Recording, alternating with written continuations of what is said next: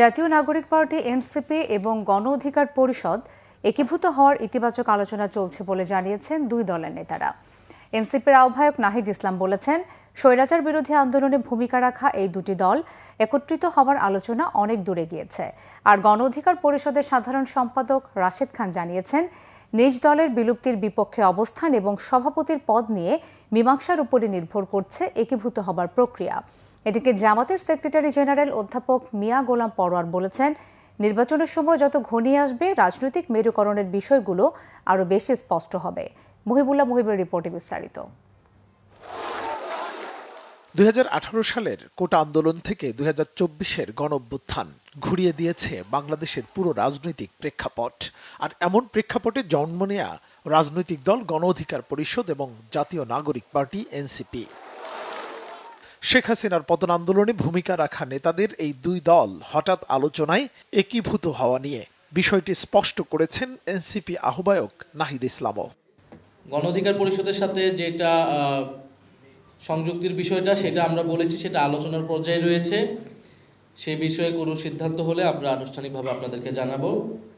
তবে গণ অধিকার পরিষদ নেতারা বললেন, এই দুই দল যাতে একীভূত হতে না পারে সেজন্য অন্তর্বর্তী সরকারের ভেতরে বাইরে চলছে নানা চক্রান্ত। আর নুরুল হক নুরের উপর যে হামলাটা হলো আমাদের নেতাকর্মীদের উপরে, তারপরে যখন তারা হাসপাতালে তাকে দেখতে যায়, সেখানে আমাদের নেতাকর্মী, তাদের নেতাকর্মী এবং শীর্ষ নেতৃত্বের মধ্যে এক ধরনের আলোচনা হয় যে আমরা যদি আলাদা থাকি তাহলে এইভাবে আমরা মার খেতে থাকবো। সুতরাং আমাদের এক হওয়া দরকার, যেহেতু আমাদের উত্থানটা একই রকম এবং দুটি দলেরই আপনি যদি খোঁজ নেন দেখবেন সেই কোটা সংস্কার আন্দোলনকে কেন্দ্র করে উত্থান এবং তাদের যারা শীর্ষ পর্যায়ে রয়েছে তারা একসময় আমাদের সাথে রাজনীতি করেছে। যে কারণে এখন গণ অধিকার পরিষদ এবং এনসিপি একীভূত হওয়ার যে আলোচনা অত্যন্ত পজিটিভভাবে চলছে। তারা যে ধরনের কর্মসূচি দল ঘোষণাকে কেন্দ্র করে যে কর্মসূচির ঘোষণা করেছে, খেয়াল করবেন যে একজন ব্যক্তি যিনি সভাপতি হবেন তিনি দুইবারের বেশি আসলে ওই দলের নেতৃত্ব দিতে পারবেন না, মানে সভাপতি হিসেবে অন্য পদে থাকতে পারবেন। ঠিক আমাদের দলের কাঠামো একই ধরনের।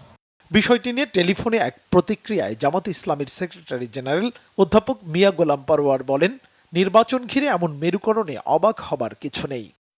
কোনো দল সবই তো কোনো চূড়ান্ত প্রক্রিয়ায় জোট বা সমঝোতা বা কোনো অ্যালায়েন্সের আলোচনা কোনোটাই এখনো চূড়ান্ত রূপ লাভ করেনি।